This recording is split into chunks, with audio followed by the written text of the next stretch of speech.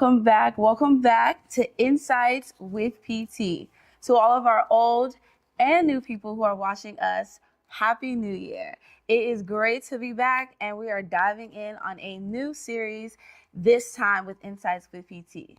As always, it's your girl Tammy, and I'm here with the lovely PT. Pastor T. Woo! Good to see you guys. Happy New Year, everyone. We're so excited to start this new series, and I trust and believe that just like me, this is advice that you all need to lock in with the new year. So, PT, rebooting our life can mean making room for what energizes you by letting go of things that are non-fulfilling. It's a new year and time to start afresh, but like many of us, we need some advice on how to stay focused and lock in so that we don't fall back into old habits. So I guess my first question is, PT, what does rebuilding one's life mean to you personally? When we look at, thank you, Tammy. When we look at the definition of rebuilding, it's starting over again, rebuilding. For me, at the end of every year, I try to look back into the year to see what has worked for me and what has not worked for me. And there's something that I do, and I've been doing this now for close to almost 20 years. It's in the area of my finances in general, my net worth. I appraise my net worth every year, every end of the year. Where was I last year? Where am I now? What returns did we get over the previous year? What are the things that I need to do? Those are the things going on in my head. Once I see the results, those are the things going on in my head as to where can I make changes, that will be impactful to where I'm going. So the first thing I do is that I appraise where I am. If you don't appraise where you are, it's going to be difficult for you to know how far you are to your destination. Every journey has a destination, every journey in life. And you need to appraise yourself to see where you are. When you fly, either to Nigeria, Africa, or Boston in America, at a point in time, the pilot is going to tell you that we are now flying at 30,000 feet and we're cruising at this altitude, and then it will tell us about, the scenery that for those who are beside the window, just to look out, and see where you are. All that is for you to know where you are and to let you know how far the journey is progressing. Do you understand? So once you appraise where you are, then you look back and ask yourself, where exactly am I going again? Where exactly am I going again? Why are you saying that? You are saying that because you really, really want to be sure of your destination. Exactly. Because there's this very thin line between people going to their destination and making a detour. Very thin line. At times, you don't even know you've made a detour, only for you to realize that, my goodness, this is not where I set out to be. So once you do that, you now begin to say, for me, and I'll begin to say, okay, what do I need to get to my destination? If it's in terms of money, then I'll begin to check, do I have the money to get to my destination?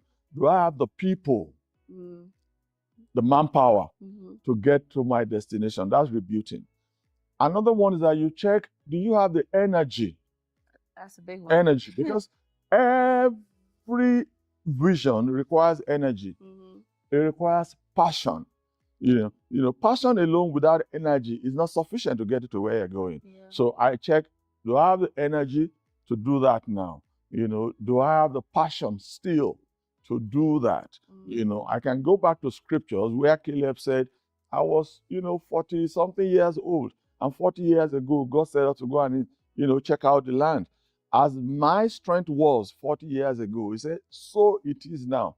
Give me this mountain. So everybody has to check where they are, in terms of your energy. Because without energy, I'm telling you, which is your body language and how you carry yourself and how you go after your vision, you might not be able to achieve much, Yeah. even though you are saying a lot of things that you want to do. Yeah. But ultimately, it depends on the kind of energy that you carry and that you have to be able to get to where you're going.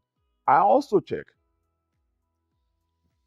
do I have enough people around me that probably will help me to get to where I'm going? That has to do with collaboration. Yeah. Not everything in life that you can do alone. You know, there are times you have to collaborate with people. You know, there are things I'm doing right now, you know, that I can't be at the same place at the same time because I'm not the Holy Spirit. So what do? I will look for someone on the ground that I trust, I can collaborate with, even if it costs me a little, you know, to be able to get what I want to get done.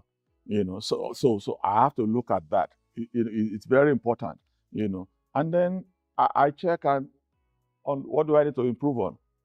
Was that something that I did last year that I need to improve on this year? Or what do I need to start? Maybe I didn't start something last year and I want to start this year. So in general, rebooting, those are the things that it means for me. And I don't leave it to only the earlier part of the year. You can get to the first quarter or the second quarter as you review the past quarter that you have to reboot again and get going to achieve, you know, your desires. Great. And, you know, speaking on reflecting on the past year, how can reflecting on the past year help us move forward? Could you just elaborate just a little bit about that?